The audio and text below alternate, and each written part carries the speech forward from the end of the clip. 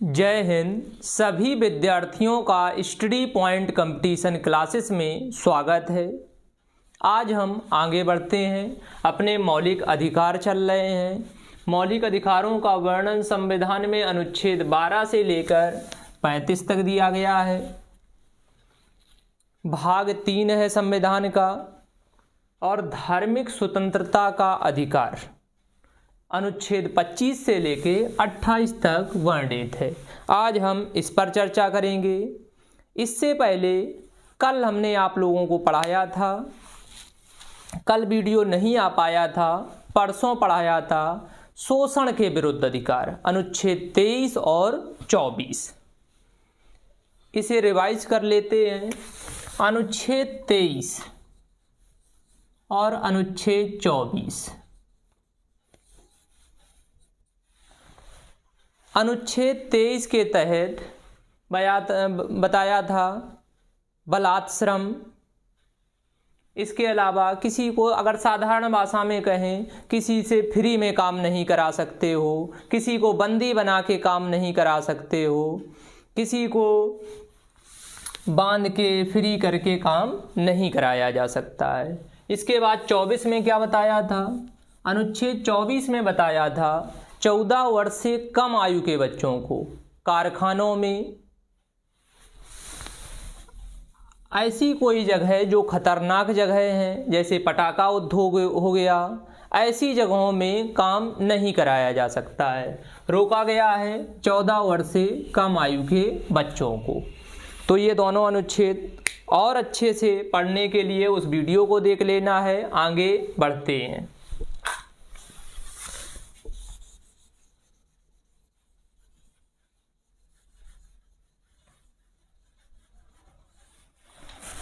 आज हम आगे बात करते हैं अनुच्छेद 25। अनुच्छेद 25 में सभी व्यक्तियों को अंतःकरण के आधार पर धर्म को मानने, आचरण करने, प्रचार प्रसार करने का अधिकार है। मतलब अपनी अंदर आत्मा में। अनुच्छेद 25 में धार्मिक स्वतंत्रता, व्यक्तिगत धार्मिक स्वतंत्रता की बात की गई है। आप कृपाण धारण करते हैं, हिजाब बुर्खा जो मुसलमानों में पहनती हैं महिलाएं, सिंदूर हिंदू धर्म में लगाया जाता है, तो ये व्यक्तिगत स्वतंत्रता मिली हुई है, इस पर कोई रोक नहीं लगा सकता है। अभी एक कर्नाटक राज्य का मामला निकल के आया है, 2-3 दिन पहले न्यूज़ में भी सुना होगा कि वहाँ पर कुछ लड़कियों को स्कूल में पाबंदी लगा दी गई है। उसमें संसद में भी बात उठी है और कोर्ट में भी ये मामला गया है। देखो आगे क्या फैसला आता है। तो उन्हें अनुच्छेद 25 के तहत व्यक्तिगत स्वतंत्रता मिली हुई है। इसके बाद अनुच्छेद 26। अनुच्छेद 26 में, अनुच्छेद 25 में व्यक्तिगत स्वतंत्रता, जबकि अनुच्छेद 26 में सामूहिक स्वतंत्रता की बात की गई है। क्या है इसमें? धार्मिक कार्यों की सामूहिक स्वतंत्रता का अधिकार दिया गया है।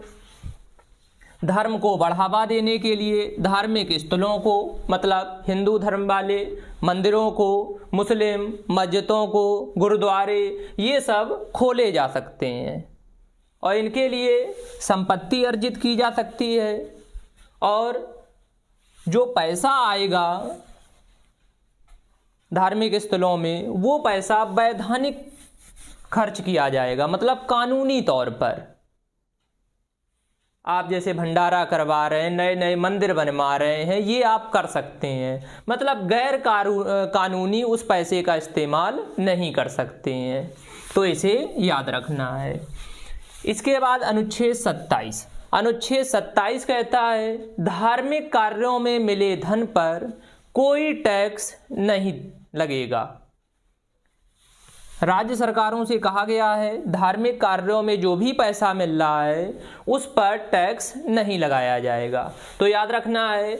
लेकिन जैसे तीर्थ स्थल हो गए, हज यात्रा हो गई, बड़े बड़े मंदिर हैं, उनको सुविधा प्रदान करने के लिए जो लोग जा रहे हैं उसके लिए उनसे शुल्क वसूला जा सकता है।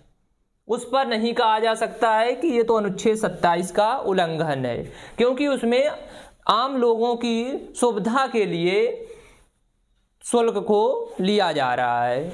तो याद रखना है, अनुच्छेद 28 राज्य के द्वारा पूर्णतया चलाए जा रहे शिक्षण संस्थानों और जो ट्रस्ट खुले हुए हैं, क्योंकि ट्रस्ट में लोग पैसे देते हैं, तो वो जो ट्रस्ट हैं उनके द्वारा शैक्षणिक संस्थान चल रहे हैं, उनमें भी धार्मिक शिक्षा नहीं दी जाएगी।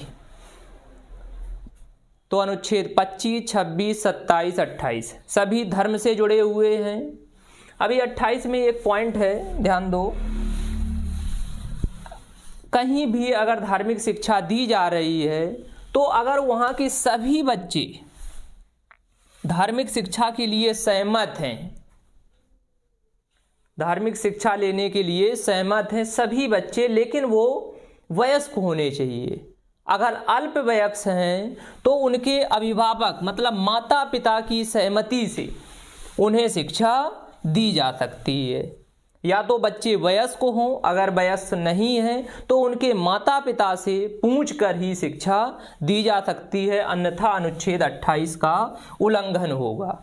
तो याद रखना है, जो भी सरकार के द्वारा चलाए जा रहे हैं या कोई ट्रस्ट के द्वारा शैक्षणिक संस्थान चल रहे हैं, उनमें गैर कानूनी तरीके से शिक्षा नहीं दी जा सकती है किसी भी धर्म की। हिंदू, मुस्लिम, सिख, ईसाई, कोई भी धर्म हो, ऐसे आप शिक्षा नहीं दे सकते हैं।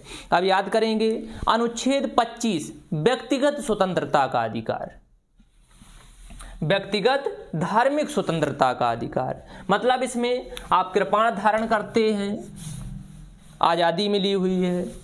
हिजाब, बुर्खा जो मुसलमानों में महिलाएं पहनती हैं, बिल्कुल पहन सकती हैं। सिंदूर लगाना हिंदू धर्म में बहुत अच्छा माना गया है, तो वो लगा सकती हैं, उसे कोई रोक नहीं सकता है। इसके बाद 26 में सामूहिक धार्मिक स्वतंत्रता, मतलब मिलजुल कर धार्मिक कार्यों को मनाया जा सकता है। नए नए मंदिर, मस्जिद, गुरुद्वारे खोले जा सकते हैं, उनके लिए पैसे की व्यवस्था की जा सकती है और जो पैसा आएगा बस उसे कानूनी तरीके से खर्च किया जाएगा। इसके बाद 27 जो भी धार्मिक कार्यों में पैसा मिल रहा है उस पर कोई टैक्स नहीं लगेगा, कितना भी पैसा मिल जाए। लेकिन अगर कहीं तीर्थ यात्रा, हज यात्रा, कई मंदिरों में लोगों की सुविधाएं बढ़ाने के लिए वहां पर शुल्क लिया जा सकता है। इसके बाद 28 में राज्य द्वारा या कोई ट्रस्ट द्वारा कोई शिक्षण संस्थान चलाए जा रहे हैं, बहुत सारे चल रहे हैं, उन पर धार्मिक शिक्षा नहीं दी जा सकती है, इसे याद रखना है। लेकिन इसी में एक पॉइंट कहा गया है, अगर बच्चे वयस्क हैं, अगर वयस्क नहीं है तो उनके अभिभावकों से पूछकर धार्मिक शिक्षा भी दी जा सकती है, लेकिन इजाज़त लेकर। तो आज के लिए ये 4 अनुच्छेद थे, धर्म से संबंधित जानकारी के लिए बहुत महत्वपूर्ण हैं। इनको 2 से 3 बार देखेंगे, आपको तैयार हो जाएंगे। इससे बहुत पेपर में क्वेश्चन बनते हैं, काफ़ी इसमें डीपली क्वेश्चन निकल के आते हैं, तो जब इसको 2-3 बार आप देखेंगे बिल्कुल तैयार हो जाएंगे। तो आज के लिए इतना ही, कल आगे के वीडियो में। Thank you.